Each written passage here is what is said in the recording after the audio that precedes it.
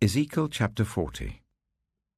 In the 25th year of our exile, at the beginning of the year, on the 10th of the month, in the 14th year after the fall of the city, on that very day, the hand of the Lord was on me, and he took me there. In visions of God, he took me to the land of Israel, and set me on a very high mountain, on whose south side were some buildings that looked like a city. He took me there, and I saw a man whose appearance was like bronze.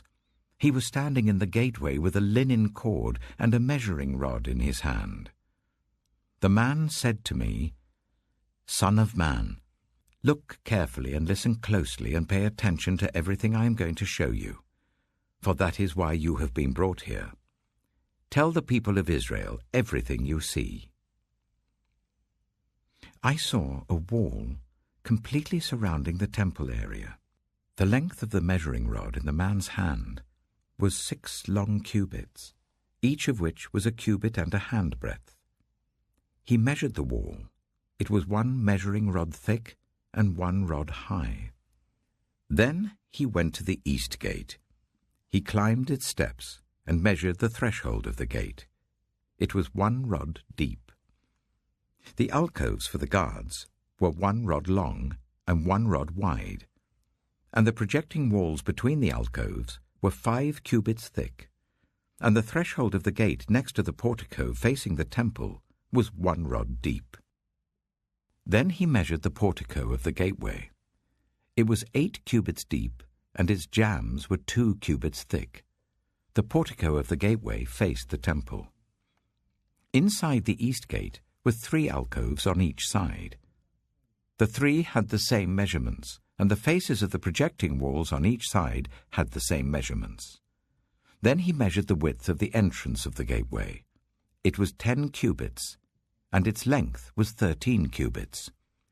In front of each alcove was a wall 1 cubit high, and the alcoves were 6 cubits square. Then he measured the gateway from the top of the rear wall of one alcove to the top of the opposite one. The distance was 25 cubits from one parapet opening to the opposite one. He measured along the faces of the projecting walls all around the inside of the gateway 60 cubits. The measurement was up to the portico facing the courtyard. The distance from the entrance of the gateway to the far end of its portico was 50 cubits. The alcoves and the projecting walls inside the gateway were surmounted by narrow parapet openings all round, as was the portico. The openings all round faced inward. The faces of the projecting walls were decorated with palm trees. Then he brought me into the outer court. There I saw some rooms and a pavement that had been constructed all round the court. There were 30 rooms along the pavement. It abutted the sides of the gateways, and was as wide as they were long. This was the lower pavement. Then he measured the distance from the inside of the lower gateway to the outside of the inner court. It was 100 cubits on the east side as well as on the north. Then he measured the length and width of the north gate leading into the outer court.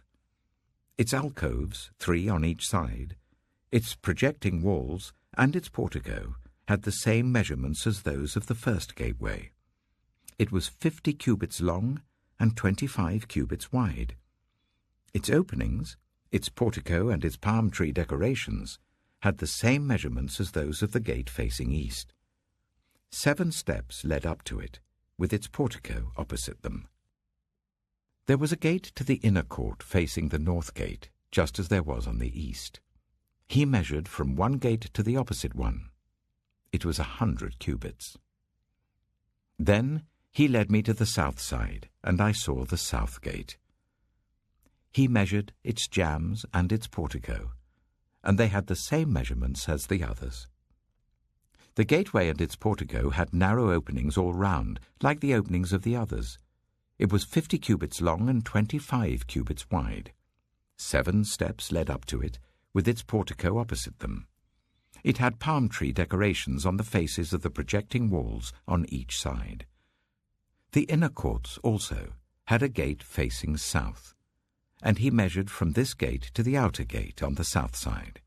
It was 100 cubits. Then he brought me into the inner court, through the south gate, and he measured the south gate. It had the same measurements as the others. Its alcoves, its projecting walls, and its portico had the same measurements as the others. The gateway and its portico had openings all round. It was 50 cubits long and 25 cubits wide. The porticos of the gateways around the inner court were 25 cubits wide and 5 cubits deep. Its portico faced the outer court. Palm trees decorated its jambs, and 8 steps led up to it. Then he brought me to the inner court on the east side, and he measured the gateway. It had the same measurements as the others. Its alcoves, its projecting walls, and its portico had the same measurements as the others. The gateway and its portico had openings all round.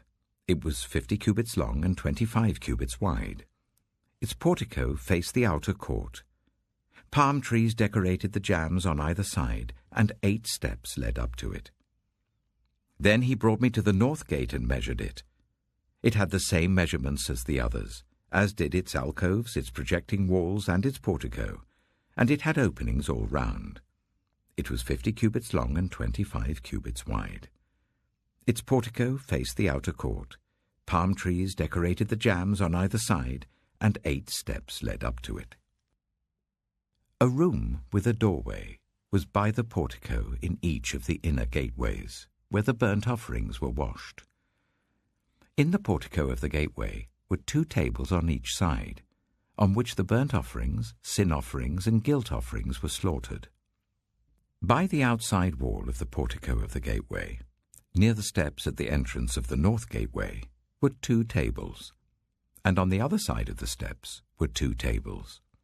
So there were 4 tables on one side of the gateway and 4 on the other, 8 tables in all, on which the sacrifices were slaughtered. There were also 4 tables of dressed stone for the burnt offerings, each a cubit and a half long, a cubit and a half wide, and a cubit high. On them were placed the utensils for slaughtering the burnt offerings and the other sacrifices. And double-pronged hooks, each a handbreadth long, were attached to the wall all round. The tables were for the flesh of the offerings.